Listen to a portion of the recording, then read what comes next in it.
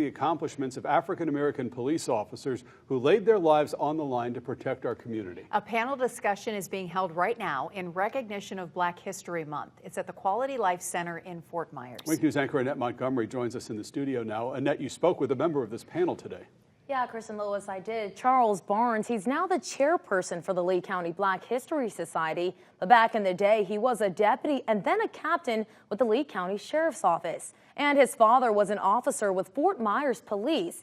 Barnes tells me he remembers a time when his dad was on the force but wasn't allowed to drive a police car or serve in white neighborhoods. It's one thing to be tasked with protecting and serving a community. It's another to get the respect of those you're protecting. Once I came to the house to deal with an incident that they simply said that they wanted a white officer. Retired LCSO Captain Charles Barnes remembers a time when he and his father, who was a Fort Myers officer in the 50s, dealt with injustices in a career focused solely on eliminating that. My father became a police officer around 1953 at the city of Fort Myers. And during that time, black officers were labeled as black police officers for the community of Dunbar, which meant that he wasn't a police officer for the entire city of Fort Myers. So my father only worked in this community. He only enforced the laws in this community. He only arrests whites of the community of crime.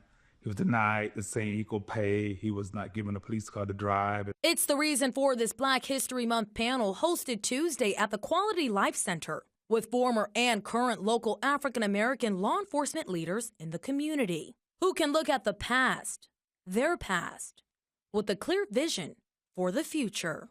I think it's just important that we share history. I think at a time when sometimes some things are being done to quiet us down, we just need to share our history and what we experienced. As of now, we know times have changed. Fort Myers Police Department has had 2 black police chiefs. So that's a great improvement from the early times of the 1952-53 time period. And this panel ties directly in with the current theme at the Williams Academy Black History Museum, which is African Americans and labor. Now, you still have time to check out this panel happening right now, and they will be giving a tour of that museum afterwards. It's happening right now at the Quality Life Center on MLK in Fort Myers. Back to you. All right, thank you.